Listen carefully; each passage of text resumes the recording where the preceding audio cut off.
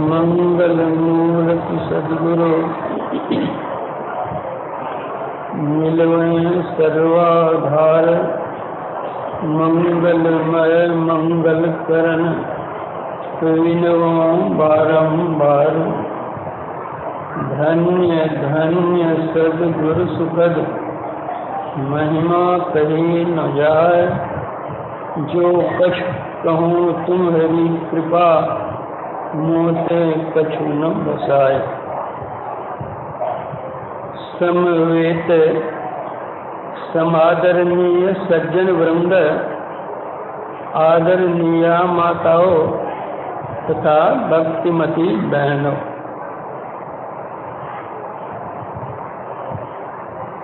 सृष्टि की ओर दृष्टि करने से परम प्रभु परमात्मा की अनंतता की परिपुष्टि हो जाती है। प्रभु ने जड़ और चेतन इन दो प्रकारों की सृष्टि की है। इन दो प्रकार की सृष्टियों में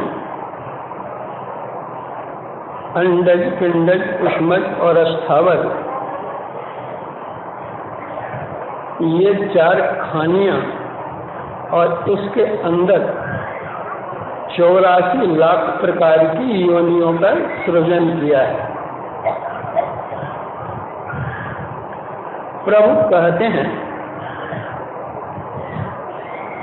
अखिल विश्व यह मम उपजाया, सब पर मोर बराबर दाया। समस्त सृष्टि का सृजन करता मैं हूँ और सब प्राणियों पर मेरी दया सम रूप से है। पुनः उन्होंने कहा, सब मम प्रिय सब मम उपजाए, सबते अधिक मनुज मोहि भाए। यद्यपि सारी सृष्टि की रचना हमने की है, फिर भी मानवीय सृष्टि की रचना को देखकर तो मुझे प्रिय लगती है।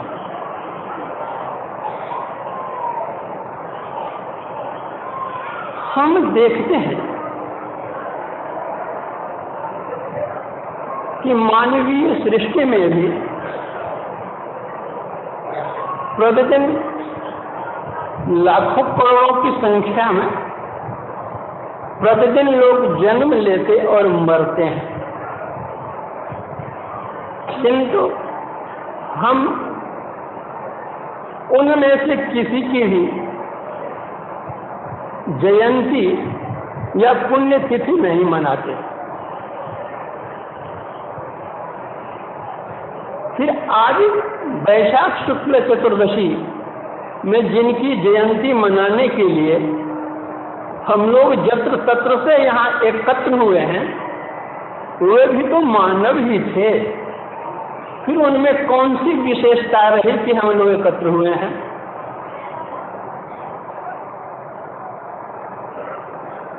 मानव वे अवश्य थे, लेकिन मानव में भी वे महामानव थे।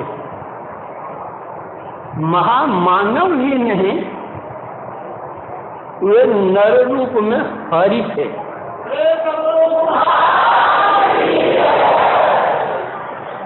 हरि ही नहीं, हरि से कुछ विशेष भी थे, क्योंकि वे संत थे। श्री हरि ने अपने श्री मुख से नवधा भक्ति का उपदेश करते हुए परम भक्त शबरी जी से कहा था, सातम सम मोहि मैं जग देखे, अमोते संत अधिक करी लेखे। जब हरि कह रहे हैं कि हमसे विशेष संत हैं, तो जब हम हरि की जयंती मनाते हैं, चैत्र शुक्ला नवमी को, और हरि की जयंती मनाते हैं भाद्र कृष्ण अष्टमी को, तो जो हरि से विशेष हैं उनकी जयंती मनाने के लिए हम लोग यहाँ एकत्र हैं तो कौन सी बात है।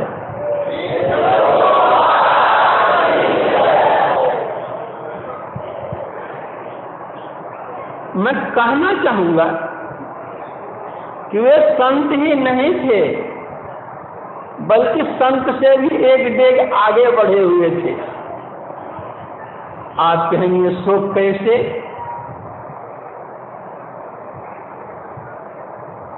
सत्य स्वरूप, शांति स्वरूप, सर्वेश्वर के जो साक्षात्कार किए हुए होते हैं, उन महापुरुष को हम संत कहते हैं। उन महापुरुषों में से ही कोई हमको सद्ज्ञान के साथ, सद्शिक्षा के साथ सद्दीक्षा भी देते हैं। तो जो व्यक्ति रूप से हमको दीक्षा देते हैं वे हमारे सद्गुरु होते हैं। तो वे संत सद्गुरु थे जिनकी जयंती मनाने के लिए हम लोग यहाँ समवेत हुए हैं।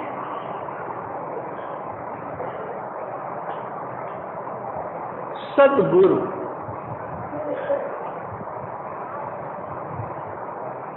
जीवन काल में जिनकी सूरत सारे आवरणों को पार कर समाधि समय शब्दातीत में लीन रहती है और पिंड में बरतने के समय उन्मुनी रहनी में रहकर जिनकी सूरत सार शब्द में लगी रहती है, ऐसे जीवन मुक्त महापुरुष को संत सद्गुरु कहते हैं। जिन मर्यादा पुरुषोत्तम भगवान श्री राम की, भगवान श्री कृष्ण की पूजा हम करते हैं, उन्होंने भी गुरु धारण किया है। भगवान राम के 2 गुरु थे, भगवान कृष्ण के भी 2 गुरु थे। भगवान राम के लौकिक गुरु, लोक शिक्षा देने वाले गुरु विश्वामित्र जी थे और पारलौकिक ज्ञान की शिक्षा दीक्षा देने वाले ऋषि वशिष्ठ जी थे। इसी प्रकार भगवान श्री कृष्ण के लौकिक गुरु सांदीपन मुनि थे और आध्यात्मिक गुरु गर्ग मुनि जी थे। उन भगवान श्री राम और भगवान श्री कृष्ण ने गुरु की बड़ी मर्यादा दी।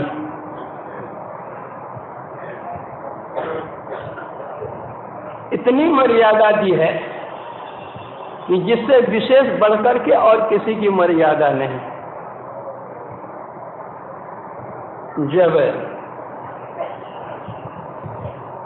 रावण वध कर श्री सीता जी का उद्धार कर मर्यादा पुरुषोत्तम भगवान श्री राम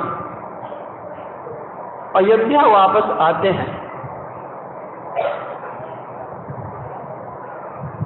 तो माता कौशल्या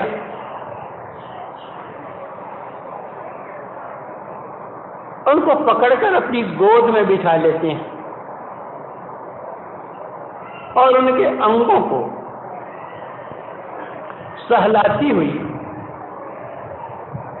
पूछती है कि बेटा, तुम्हारा शरीर तो कमल से भी अधिक कोमल है और जिस दुर्दांत रावण पर तुमने विजय प्राप्त की है वह तो राक्षस था, क्रूर था, उसके डर से तीनों लोग डरते थे। तुमने कैसे विजय प्राप्त की? तो भगवान श्री राम अपने गुरु वशिष्ठ जी की दुहाई देते हुए कहते हैं, गुरु वशिष्ठ कुल पूज्य हमारे, जिनकी कृपा दनुज रन मारे।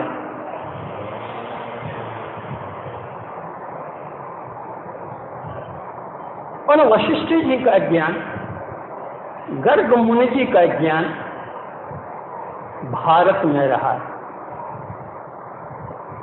लेकिन जिनकी जयंती मनाने के लिए आज हम समवेत हुए हैं, उनका ज्ञान अमेरिका में, इंग्लैंड में, नास्तिक देश रूस में, जापान में, नॉर्वे में, स्वीडन में, ऑस्ट्रेलिया में, नेपाल में, आज विभिन्न देशों में उनका ज्ञान का प्रचार है और उनके शिष्य रहे हैं। तो ऐसे जगत गुरु की जयंती मनाने में हम लोग समवेत हुए तो कौन सी विशेष बात है?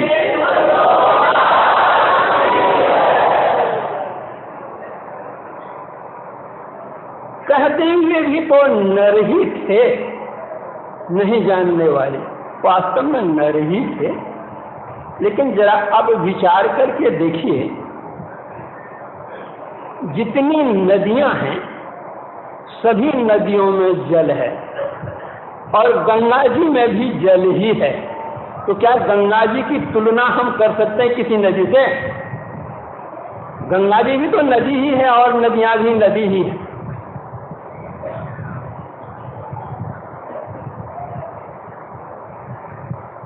जितने पक्षी हैं सभी आकाश में उड़ते हैं, गरुड़ भी आकाश में उड़ता है। तो गरुड़ की तुलना क्या इन पक्षियों से हम कर सकते हैं?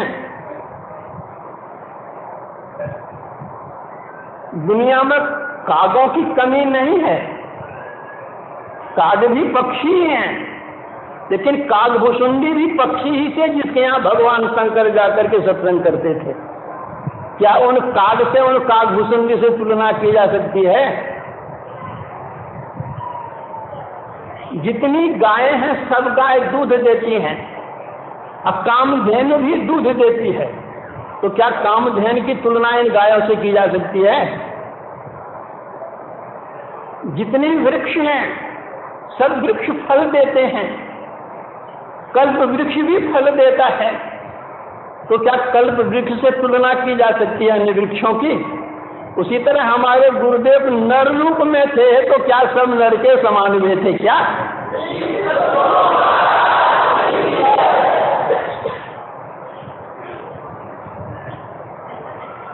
उन्होंने हम लोगों को क्या सीख दी? उन्होंने संत मत की सीख दी और बतलाया कि मर्यादा पुरुषोत्तम भगवान श्री राम ने जो कहा कि मोते अधिक संत करी लेखे, कैसे उन्होंने कहा? संत पलटूदास जी महाराज ने भी कहा,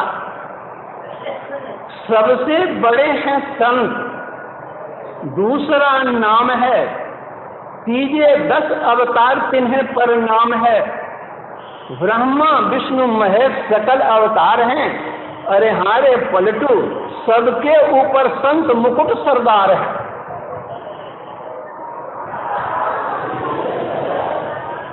किसी ने लगे हाथ पूछ दिया पलटूदास जी से कि संत जी, भगवान राम त्रेता युग में हुए थे और आप कलयुग में हुए हैं, भगवान राम अयोध्या जी में हुए थे और आप भी अयोध्या जी में हुए हैं, तो कहीं उनकी हाँ में हाँ मिलाने के लिए तो आपने नहीं कह दिया ऐसा? भगवान राम ने कहा संत सबसे बड़े हैं और आप भी कहते हैं संत से बड़े हैं, सबसे बड़े हैं। इसमें क्या राज है, क्या रहस्य है? कुछ या हम हाँ आपने मिला दिया? संत पलटूदास जी महाराज ने कहा, इसमें कहने के अंदर तथ्य है और वह सत्य तथ्य है। केवल मैं नहीं कह रहा हूं, सभी संत कह रहे हैं और संतों ने जो कुछ भी कहा है वो अंधेरे में टटोल करके नहीं कहा है, ज्ञान के प्रकाश में कहा है। किस तरह? बड़ा होय तेहि पूजिए, संतन किया विचार, संतन किया विचार, ज्ञान का दीपक लेना। ज्ञान के प्रकाश में वे देख रहे हैं। क्या देख रहे हैं? देवता 33 कोट नजर में सबको चिन्हा। 33 करोड़ देवताओं को उन्होंने देखा। उन 33 करोड़ देवताओं को देखने पर क्या निर्णय लिया उन्होंने? सबका खंडन किया, खोज के 3 निकाला, ब्रह्मा विष्णु महेश को। अब ये तीनों पर नजर करते हैं तो तीनों में दुई सही मुक्ति का एक ही द्वारा। कहते हैं तीनों में जो है द्वैत भाव है, मुक्ति का रास्ता एक ही है। तब हरि को लिया निकाल। जिस राम ने संत की महिमा गाई है, उसके संबंध में ये कह रहे हैं हरि को लिया निकाल। ब्रह्मा विष्णु महेश तीनों में से चुन करके एक लिया, विष्णु भगवान हरि को। जब उस पर हम विचार करने लगे तो क्या देखा? हरि है गुण के बीच, असंत है गुण के न्यारा। यह हरि जो है सो गुण के अंदर में है, त्रैगुण के अंदर में है, रज सत तम के अंदर में है। रज उत्पन्न करना, सत्य पालन करना, अतम संहार करना, अर्थात ये जन्म लेते हैं, रहते हैं और चले जाते हैं। अर्थात आवागमन के चक्र में ये हरि हैं, लेकिन संत जो है वो आवागमन से मुक्त है।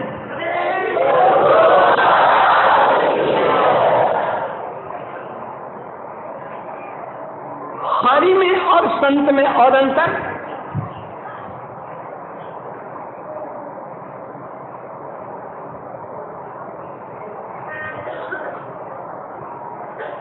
भगवान श्री कृष्ण कहते हैं यदा यदा ही धर्मस्य ग्लानिर्भवति भारत अभ्युत्थानम धर्मस्य तदात्मानं सृजाम्यहम् परित्राणाय साधूनां विनाशाय च दुष्कृतां धर्म संस्थापनार्थाय संभवामि युगे युगे।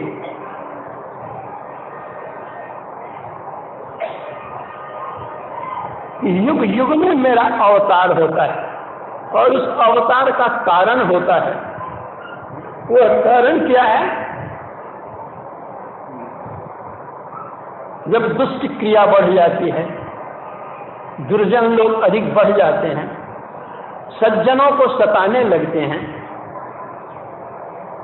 तो उन दुर्जनों का नाश करने के लिए, सज्जनों का विकास करने के लिए मैं युग युग में जन्म लेता हूं। कोई जिज्ञासा कर सकते हैं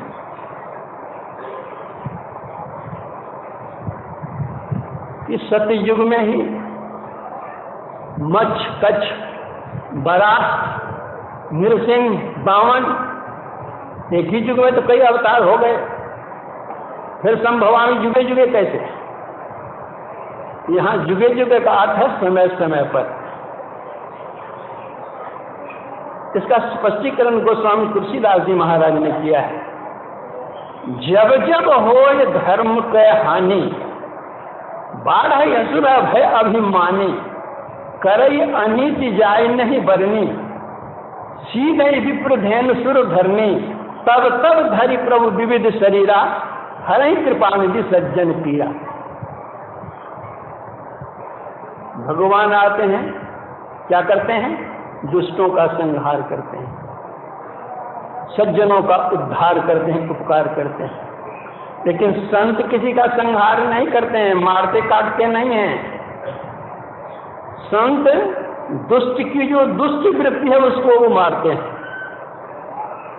दुष्ट को वे शिष्ट बना देते हैं।